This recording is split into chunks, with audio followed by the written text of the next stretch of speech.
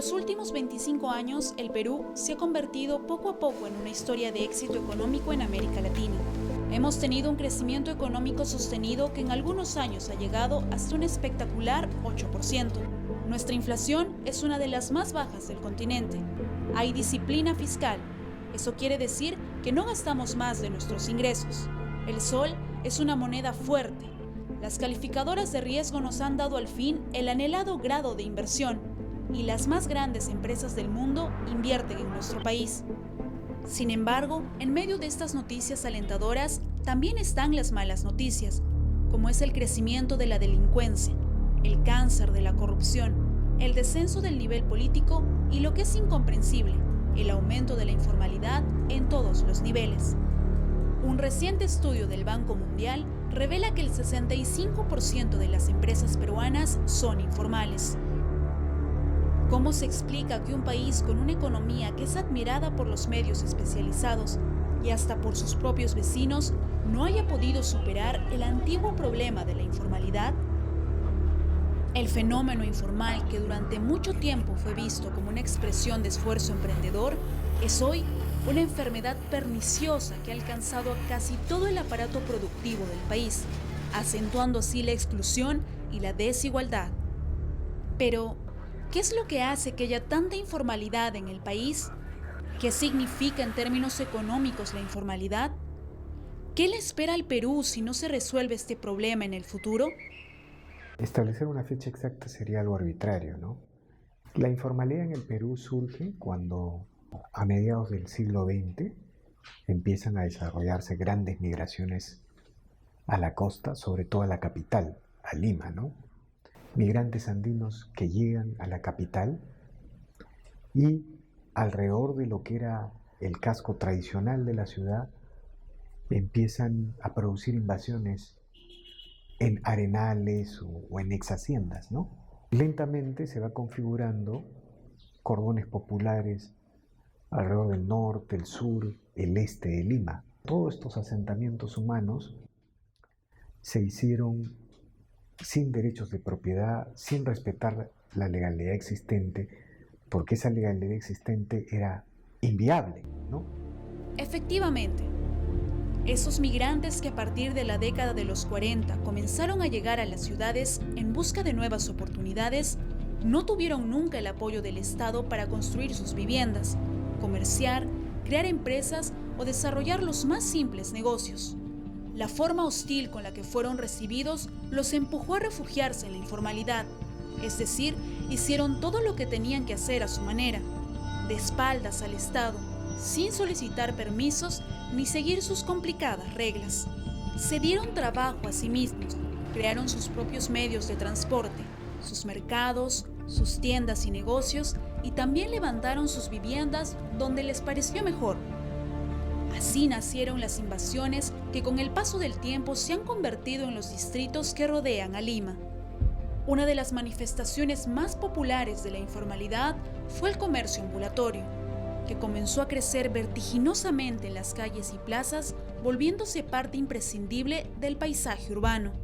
En esa época, algo así más o menos como 10 o 15 años, el Estado dejó trabajar al ambulante, pero no se preocupó de su crecimiento y de los valores que debía enseñarles para que supieran respetar la calle, la ciudad, al vecino, al comerciante establecido. No se preocuparon de prepararlos para esa convivencia. A pesar de sufrir el rechazo del Estado y de la élite limeña, estas personas se organizaron y se rigieron bajo normativas extralegales, normas que ellos mismos crearon para vivir y para producir, logrando así poner en marcha tiendas, empresas de transporte, almacenes y galerías, de donde más tarde emergieron los exitosos empresarios que conocemos hoy en día. El progreso de estos primeros migrantes animó a otros a seguir sus pasos, y en poco tiempo el problema ya tenía una dimensión nacional. Un informe del Instituto Nacional de Estadística e Informática sostiene que la economía informal equivale al 19% del Producto Bruto Interno y que el 65% del empleo en nuestro país es informal. El problema de la informalidad es muy complejo y son muchos los factores que convergieron en sus orígenes, pero el más importante y que marcó esta época de migraciones fueron los conflictos sociales que se vivían en los Andes. En los años 80, el grupo terrorista Sendero Luminoso desató una terrible ola de violencia que provocó que miles de habitantes de los pueblos de la sierra fugaran a la capital en busca de seguridad. Curiosamente, esos migrantes que la sociedad peruana rechazaba fueron los que a la larga impidieron el triunfo definitivo de Sendero. Lo que evitó que Sendero Luminoso creciera y avanzara es esta inmensa masa de informales que, no obstante ser pobres, que no obstante ser excluidos de la legalidad, creó su propio negocio, su propio ingreso, su propio camino, un camino de producción, de venta, de desarrollo, y que finalmente fue la gran barrera que tuvo Sendero Luminoso en su demencial carrera o en su demencial estrategia del poder, ¿no? Al percatarse que la informalidad se les estaba escapando de las manos, especialmente el comercio informal, los distintos gobiernos intentaron detenerla apelando a la fuerza, tanto de la policía como de la autoridad municipal. Luis Paredes Pinillos, expresidente de la Asociación de Ambulantes de la Plaza 2 de Mayo, recuerda aquellos duros días de enfrentamientos con las autoridades. Siempre ha habido ese enfrentamiento. ¿Por qué se debe ese enfrentamiento? Porque a este problema social no se le da la solución que requiere, y pese a la dignidad de esta gente, dignidad que emerge de una gran realidad. Sus hombres, antes que delinquir, o sus mujeres prostituir, luchando como ambulantes, pugnan por salir adelante de la manera más honrada. Para ellos es mucho trabajo meterse en este problema social. Para ellos la solución es la represión. El hostigamiento del Estado no ha logrado detener el crecimiento del sector informal. Por el contrario, este problema parece no tener fin. ¿Qué es lo que hace que estas personas continúen en la informalidad? Es que no pueden. Si tú tienes 100 soles de ingresos, 60 soles te sirven para solventar tu empresa, 30 soles para alimentar a tus hijos y 10 soles para pasaje. Y viene el Estado y te dice, págame 120 soles, ¿qué vas a hacer? ¿Tú crees que alguien quiere ser informal en el Perú? ¿Alguien no quiere tener un derecho que lo proteja? ¿Alguien no quiere tener un derecho que lo proteja frente a las extorsiones, frente a los chantajes, frente al funcionario? El funcionario de SUNAT, de los ministerios que van, son abusivos. Digamos, todo eso se presta a la extorsión, a la corrupción. El impuesto a la renta es un pago que todas las empresas formales deben realizar. Este fluctúa entre el 15 y 30% de sus ganancias dependiendo de la categoría en la que se encuentren. Sin embargo, estas altas tasas tributarias no pueden ser cubiertas por la mayoría de las empresas, lo que provoca que prefieran sacarle la vuelta a la ley o inclinarse por la informalidad. A pesar de estas extensas trabas burocráticas y económicas, existen empresas peruanas que, si bien empezaron de manera informal, luego optaron por el camino hacia la formalidad. Este es el caso de la empresa avícola San Luis, ubicada al norte de Lima en el distrito de Chancay, que gracias a que es formal, es la quinta empresa de mayor comercialización de pollos de la región. En el momento en el que el crecimiento de la empresa empieza a darse, el mismo sistema económico te obliga a formalizarte, ¿no? Porque los clientes empiezan a solicitarte facturas, la misma fiscalización de las entidades del Estado, como la SUNAT, como el Ministerio de Trabajo, a través de sus fiscalizaciones o inspecciones, también obligan a ingresar a la formalidad, ¿no?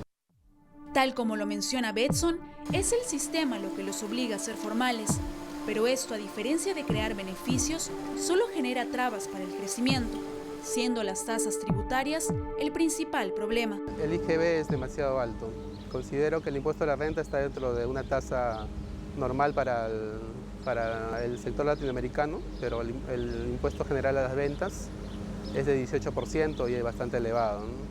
Estados Unidos tiene una tasa de impuesto general a las ventas de 6% y nosotros tenemos un impuesto que es 3 veces mayor a la tasa de un mercado tan exitoso que es el americano, ¿no?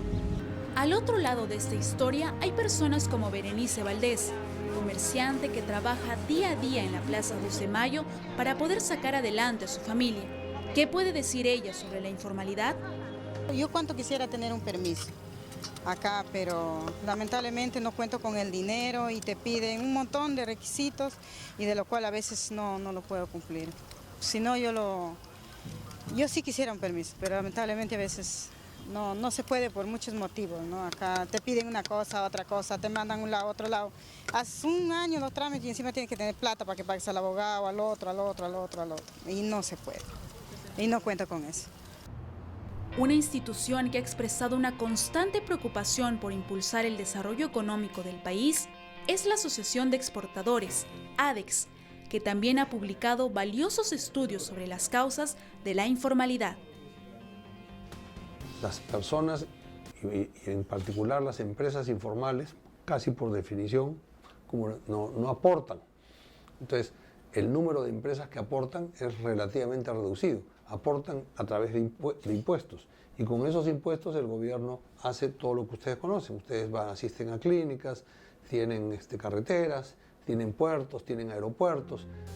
Por otro lado, existen muchísimas empresas en el país que aparentemente son formales porque tienen RUC, tributan y dan facturas. Sin embargo, tienen en sus filas numerosos trabajadores a los que no se les paga sus EPS, seguros ni gratificaciones, simplemente porque son costos que exceden sus ganancias. Es decir, si contrataran a todos sus trabajadores de manera formal, apenas tendrían ganancias. La informalidad en el Perú tiene que definirse de otra manera, ¿no? Una gran cantidad de empresas tienen un pie en la formalidad y otra en la informalidad. Por ejemplo, en Gamarra aparentemente todos son formales, todos tienen RUC, todos tributan a la SUNAT, pero también tienen un lado de su economía que no es formal.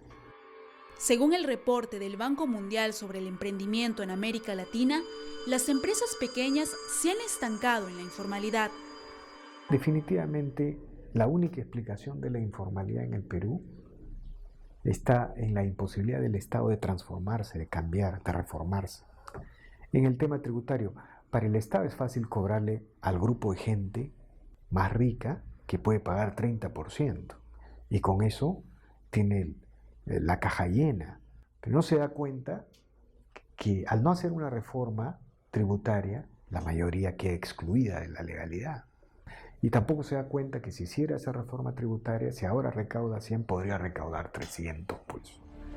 Si vemos a la informalidad no tanto como un mal terminal, sino como un problema que se puede resolver, podríamos notar que existen leyes mal elaboradas, leyes que excluyen a las mayorías, leyes que obligan a permanecer en la ilegalidad a muchos emprendedores, que lo único que quieren es salir adelante. El Perú necesita hacer reformas urgentes para acabar con la informalidad. Nuestro presidente, nuestros directivos están propugnando una flexibilización laboral, una simplificación tributaria y también en general una reducción y simplificación de la inmensa cantidad de normas que hay, ¿no?